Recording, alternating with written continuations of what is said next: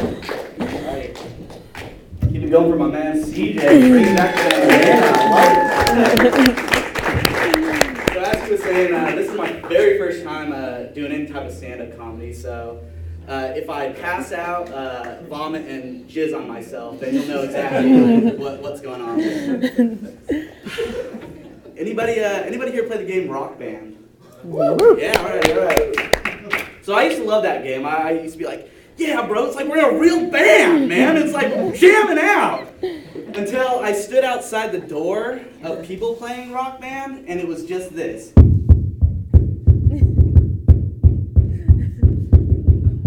was like, what the hell is going on in this bedroom? What are they doing here? And I go in there like, yeah, man, we're playing Rock Band. We're rocking out. And I was like, you're not doing anything musical. It's this.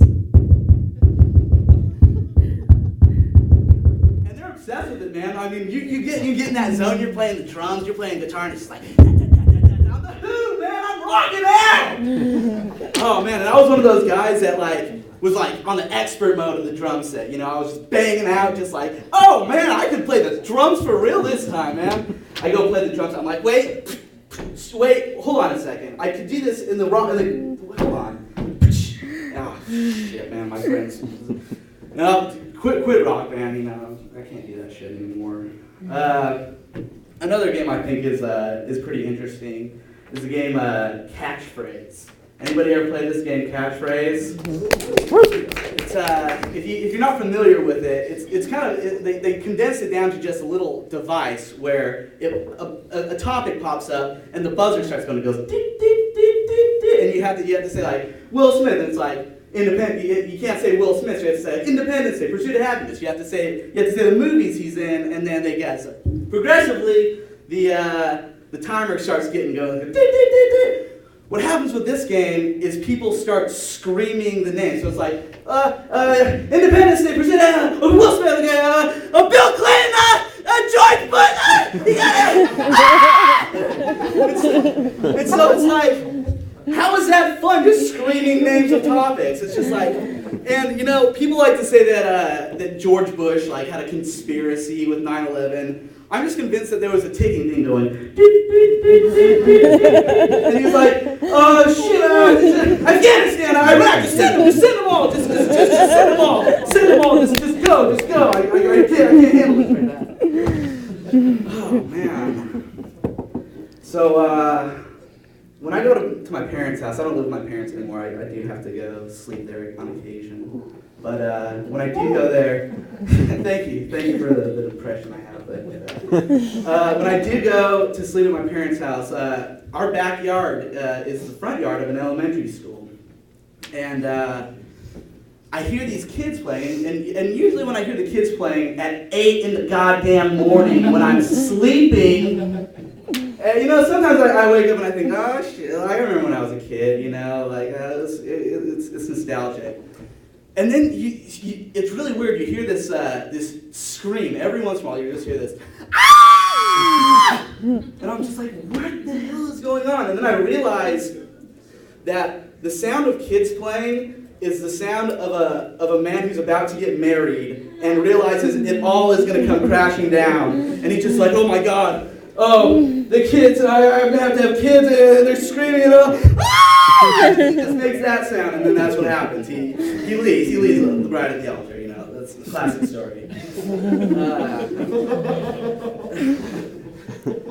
I used to get chased by dogs as a kid.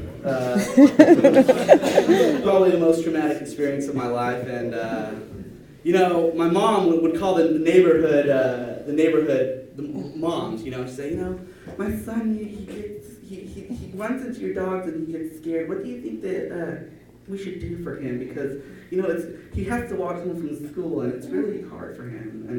And the moms would say, just tell the dogs to go home. You go try staring a Doberman pinscher in the eyes as he smells Doritos and pizza on a fat, chubby kid. And you tell him to go home and see what he does. And I'll tell you what happens. It doesn't end well for the kid. You know? I'm sure the same situation happened with Michael Vick, and he just ran away, you know. The only difference is he got revenge on the dogs, and I unfortunately didn't. Although, if I did get revenge on the dogs, I would only get 2 years of probation, because I'm white. Oh, shit.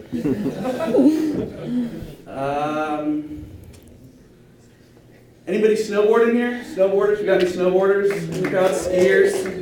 Holy shit, you guys really ride on this snow with your emotions, man. I was talking to one of these snowboarders on the bus, and I was like, man, it's been a hell of a winter. I mean, no sun, and it's been the best winter we've had yet. And he's like, define best. This weather's been a piece of shit. I ain't got any snow. I haven't been able to go. Just like, God damn, man, you ride this snow. It's like rides on your emotions, man. I can't do this snowboarding, skiing stuff, man. I went and my buddies dragged me. They're like, come on, man, it's like you're one with the mountain. You're one with it. You're there. And I'm like, okay, sure, I'll go try this out.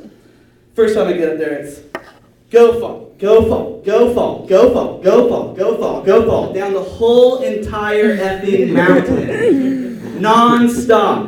And you know, you think that you're gonna get the hang of it after a couple runs. No, it's still go fall, go fall, go fall. And at the end, you know, I just said, this is some bullshit. I took my gloves off, I threw my goggles, and then I'm just like, all right, now how do I get back to the lodge? And then I see this tow rope, and I'm like, you gotta go with the tow rope? And I see this, 4-year-old kid like grab the tow rope and he goes, and it just pulls you back up, pulls you right on up. And I was like, oh shit, this is easy, I can do this. I take my hands and just, oh God, no! And I'm like, how do you do this? And I tried again, I do the pull rope again, ah, God! And then I have blisters on my hands for the next 3 weeks. But yeah, all right, that's my time. Thank you very much. You guys have been a great audience.